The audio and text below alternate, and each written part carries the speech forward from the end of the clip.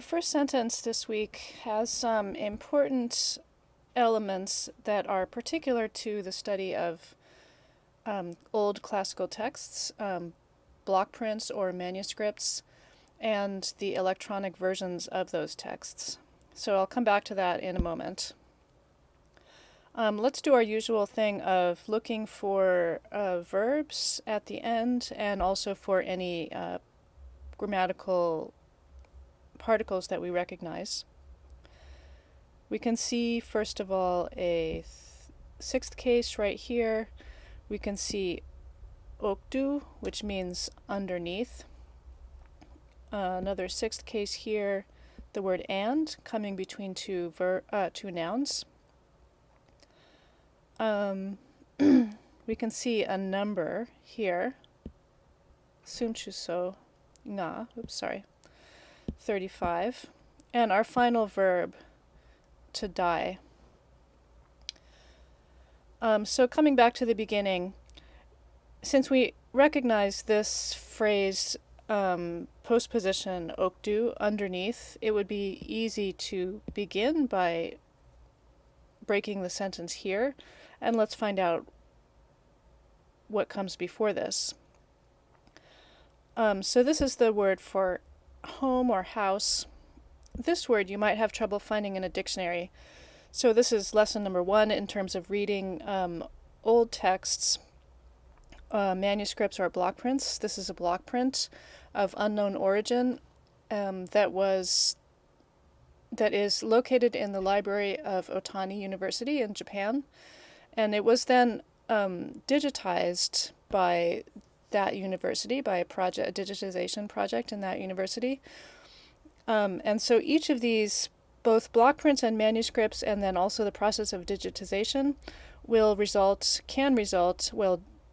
usually do result in the creation of various kinds of errors.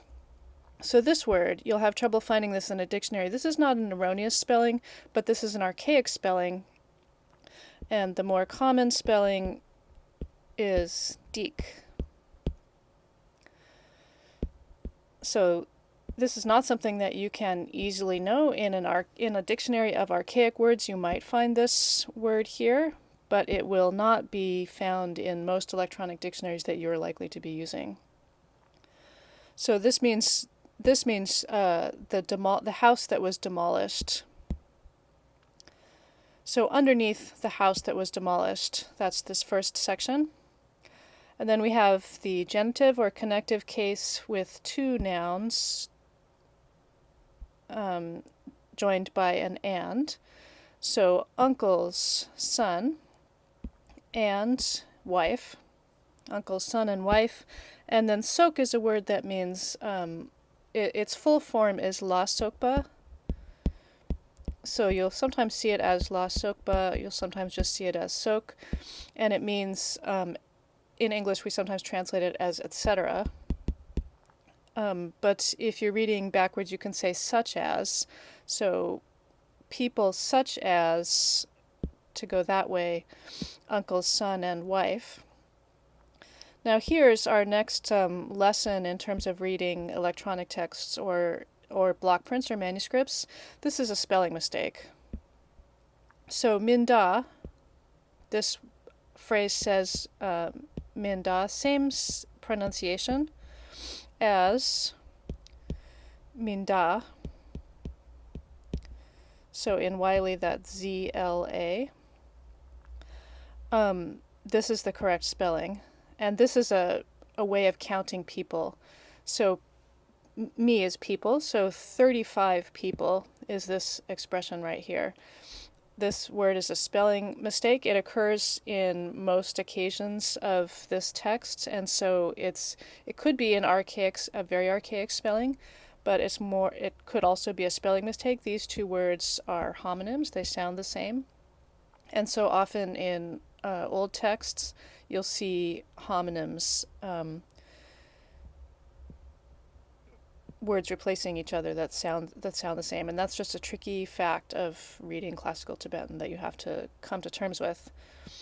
And then the final verb is to die. So 35 people died, such as, or we could say including, uncle's son and his wife under the house that was demolished.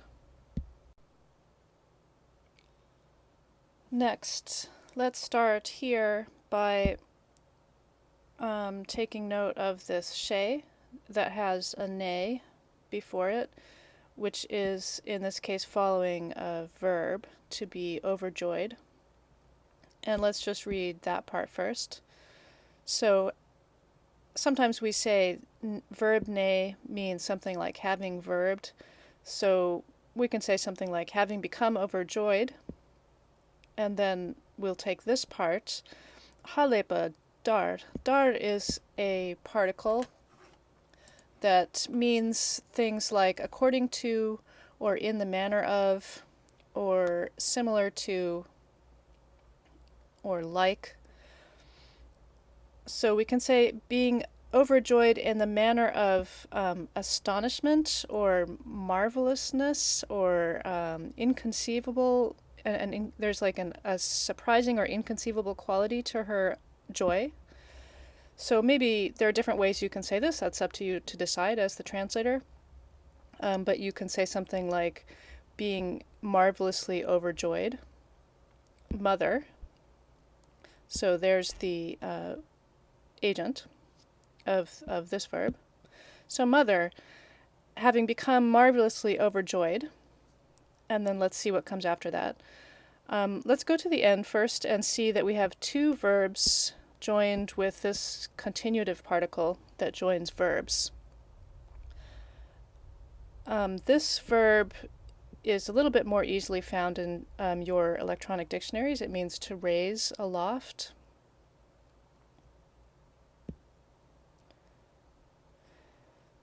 This verb you'll find having various meanings. The most common meaning is not the one used here. This is often a noun that means fault or defect, but there is a verbal meaning that's a little more unusual that means to place something, to place on top of.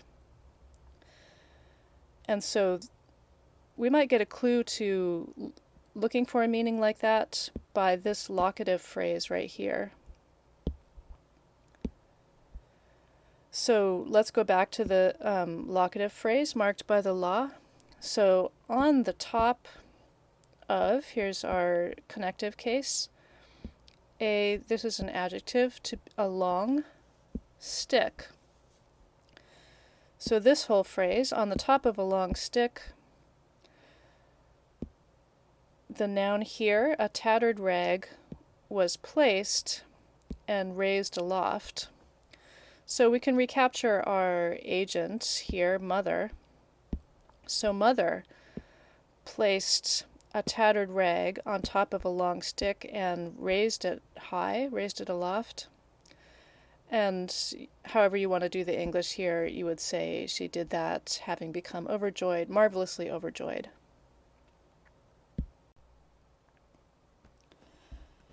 Next, we have a bit of a longer sentence. Let's just start at the beginning. There's some recognizable phrases. So here we have that speech of mother's. Ke means voice, so that voice of mother's, or in other words, what mother said. To go down to the verb at the end of this phrase, was heard by all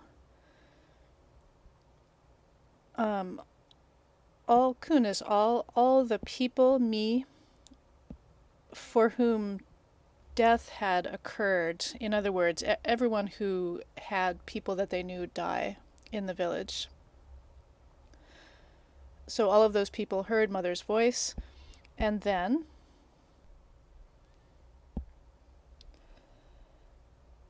let's go down to the end and take note quickly that we have someone saying something here. So we'll keep an eye out for when that might start based on the context. So to go back up to where we were, we have she in the third case. Let's identify some vocabulary first of all. So at this time, dalen, and here we have a noun adjective phrase, a great disaster or great destruction. with another adjective, this great destruction of the great destruction of this time, stirred up, the verb. So she stirred up this great destruction of this time. Then that sentence is turned into a noun phrase with the ba, and there's an agentive case marker, and so we read forward the consequence of her stirring up the great destruction at this time, and therefore machokbar, it's not enough. So this isn't a phrase that means it's not sufficient or it's not enough that she stirred up this great destruction at this time. But not only that, what else? She gloats. So this is a phrase that means something like to gloat. So that's what she does. And then let's identify some words again. So this means all sorts of suffering, another noun adjective phrase. And here's the verb followed by j. So you remember verb j means after verbing. So give her all kinds of suffering, or let's give her all kinds of suffering. And then, this final phrase here is a little bit, has got some new grammar constructions that you don't know yet. But let's make it happen. Let's work or affect the verb that precedes the che, and that's the ripping out of, or the removal of. And what should we rip out? It's her beating heart. It's the bloody heart while still beating. So this is a little bit of an idiomatic phrase, and also a phrase in which some grammar that you might find helpful is missing. So this is the alive or beating heart. So you might wish that the grammar were here as follows: sunbei nying. That would make it easier for us to understand the heart that is still alive, or the heart that is beating. And then you could also just wish that it were like this with the adjective red, so the red heart while still beating. But the use of this law is something that you may not have seen often, and it can mean something like while. So this sentence is really saying, this is not an uncommon use of the word law, the particle law. And so this is saying rip out the bloodiness of her heart while it's still beating, while the heart is beating. So that's tricky. And so then to think about what's being said here, we can end the quote here before the ser, and the beginning of the quote, the beginning of these, the villager speaking is right here. It's not enough that she's stirred up this great disaster at this time. She gloats. Give her all kinds of suffering and then rip out her beating heart. Here's a simpler sentence. We'll start just at the beginning with this phrase that you know then. We see a noun phrase followed by an agentive case marker, Yulminam, so the villagers, this is the plural marker. And what did the villagers do? We look to the end, to the verb. They consulted, they held a consultation, they consulted with each other. And what's the nature of their consultation? Marked by the sixth case. It is to go out or send them out in order to kill me.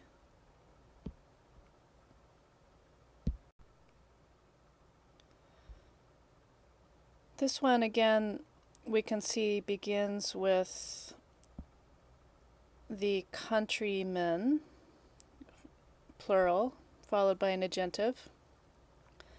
And we can go then to the end here where we see two verbs together that both mean to speak.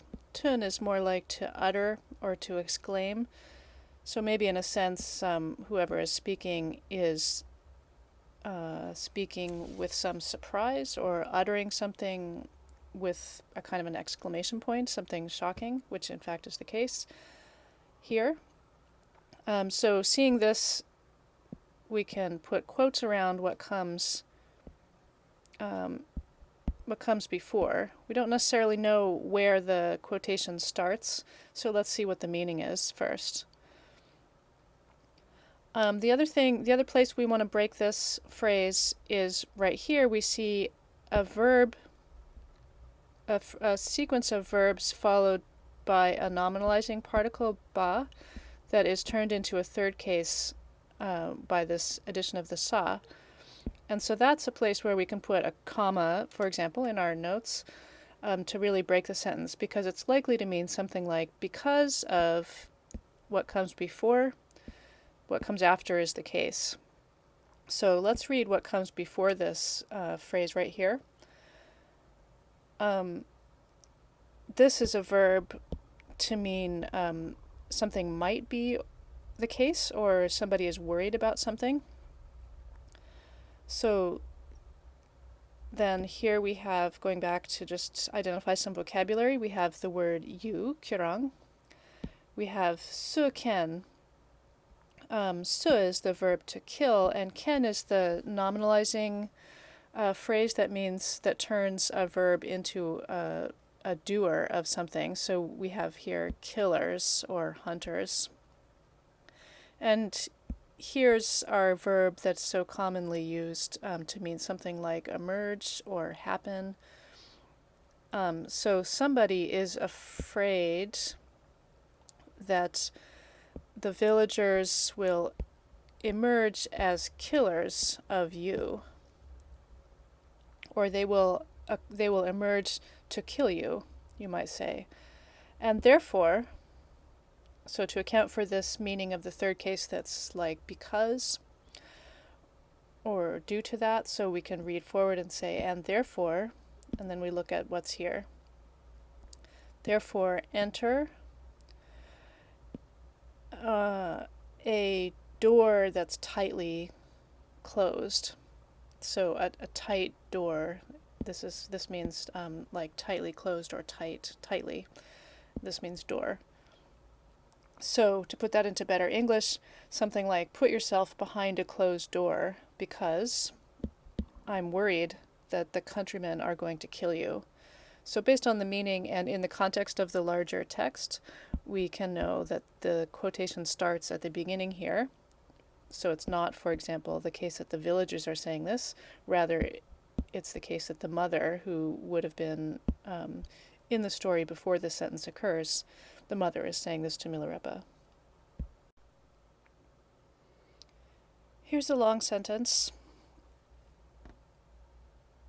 How do we start to approach this? One thing we can do first is quickly scan through the sentences and see just the general structure of it. So we can see, for example, we have a verb here followed by a continuative particle and the she marker. Then we have another little phrase with a verb followed by a she. Then the same here, a she and a verb that has a third case at the end. So we know we have some causation to look for there. And then a verb here followed by a ne, so a sequence of activities. And then the final verb. So the next thing you might want to do is identify some vocabulary so you can start to break down the longer sections.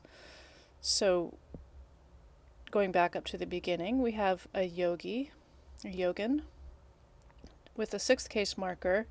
So a yogin of the region of U, from the U direction. U is a place in Tibet, central Tibet. So a yogin from U. And then what's the next phrase? Here's an ablative or fifth case marker from. And let's go up to some other verbs that we see. Here's our chung. So let's just go up to that part.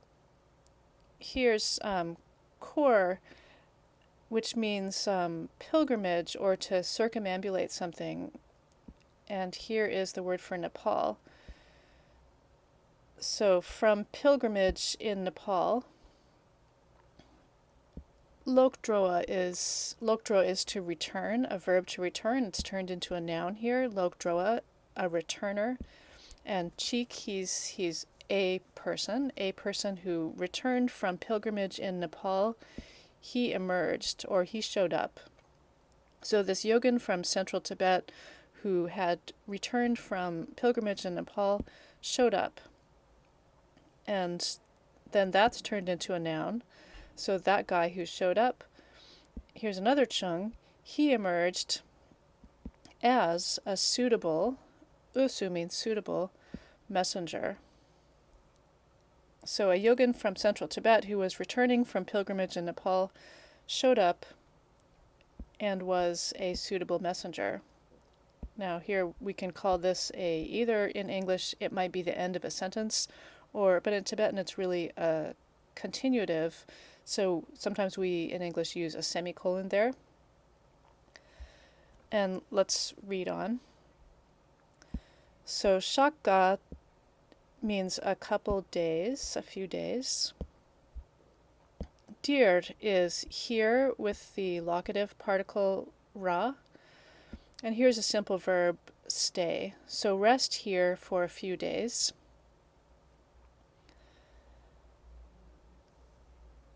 Here again we have utsang gichok na. So utsang is also a region in central Tibet. And na is our locative phrase. So in central Tibet, in Utsang, my son, Chik Yuba. Okay, I have a son. I have a son in central Tibet. So we're kind of starting to guess that this is somebody speaking. And so, to him, some news. I have some news to transmit. So gur is to send or transmit. This is that colloquial expression that we learned about in an earlier chapter, the use of yin with a verb. So again, we know that somebody is speaking here because of this kind of construction. So there's some news to transmit to him, some news. And so, with that, to account for that third case, now let's go again to the end of this phrase.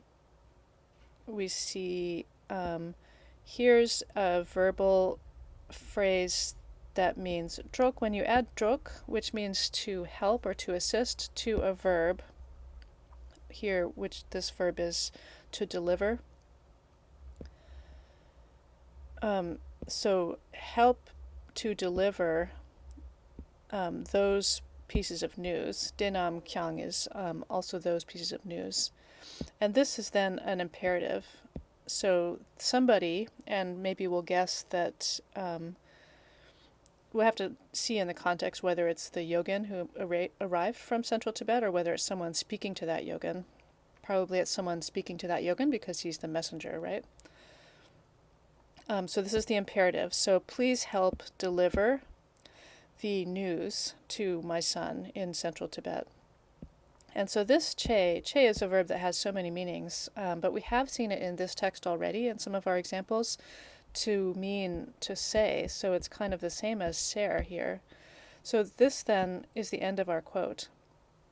So somebody is saying, and we'll only know for this from the larger context, someone is saying to this messenger the following phrase. So it starts right here, up here.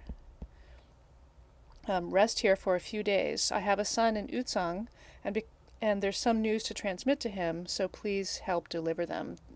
Somebody is saying this to the messenger. And then, coming back to the end, during that time, Dewarla, this is actually Milarepa's mother, she